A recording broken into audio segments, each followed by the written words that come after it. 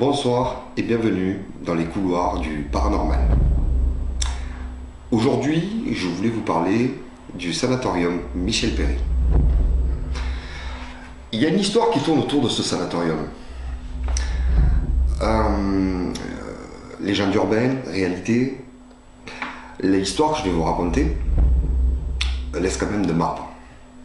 S'il s'avère bien évidemment que ce soit vrai. Le sanatorium, en fait, a été bâti dans les années 50.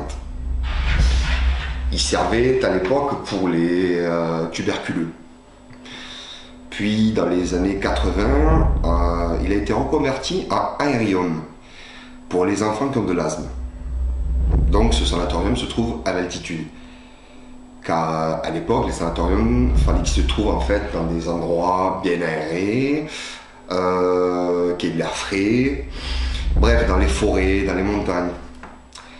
Et celui-ci se trouve dans les Hauts-Cantons en fait. Il est à précisément 800 mètres d'altitude. L'histoire qui tourne en fait autour de ce sanatorium, c'est un fameux couple carcassonné de deux personnes âgées qui visiblement étaient très pauvres en fait. Cette histoire s'est passée plus exactement dans les années 60, enfin 50-60. Le mari faisait la mendicité dans la rue et ne voyant que les gens ne lui donnaient pas de petites pièces, ne lui donnaient pas d'argent, un jour il décida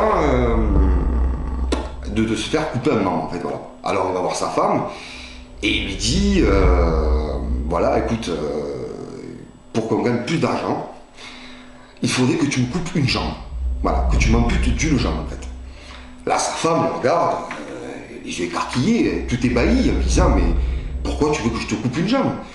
Parce que tu verras, si je mets une pancarte que j'ai perdu ma jambe pendant la guerre, ça marchera, c'est sûr. Sa femme réfléchit, est quand même choquée, elle veut pas, elle ne veut pas. Puis, à force d'insister, bon, ben, sa femme s'exécuta. Elle prend une scie et lui coupe la jambe. Le temps de se remettre de ses émotions, il s'installa dans la rue. Bien sûr, c'était un infirme.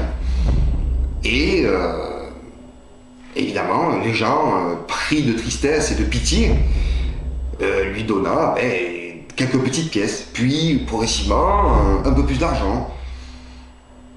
Là, comme il vit qu'il commence à avoir un petit pécule, il va revoir sa femme en lui disant « Est-ce que tu pourrais maintenant me couper une main ?» Ah, elle dit « Non, on va arrêter, non, attends, déjà une jambe ça suffit. Non, mais déjà avec la jambe, ça, regarde, j'ai rentré beaucoup d'argent, peut-être qu'avec une main en moins, ça marchera. » Elle s'exécute et elle lui coupe la main. Et de ce pas, il recommence à faire la mendicité. Et là, l'argent commence à rentrer un peu plus. De voir qu'il commence à être un peu plus riche, il lui dit maintenant, coupe-moi la jambe gauche. Puis elle lui coupe la jambe gauche.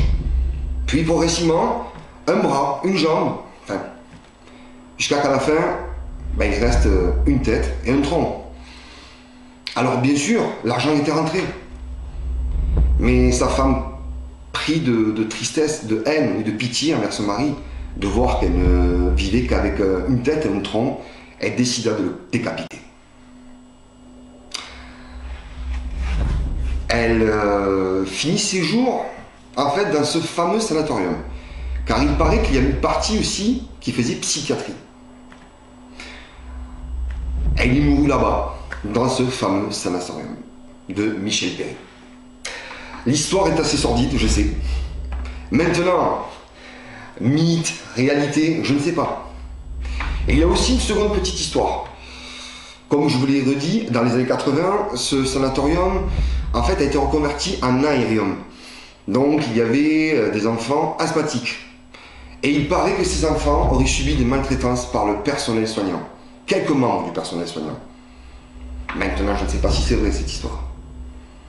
Tout ce que je peux vous dire, c'est que nous, dimanche soir, on part visiter le fameux sanatorium de Michel Péry. Et nous serons en direct dimanche soir, dans les alentours de 22h. Je compte sur vous, je compte sur votre présence. Et je vous dis à très bientôt. Salut, ciao.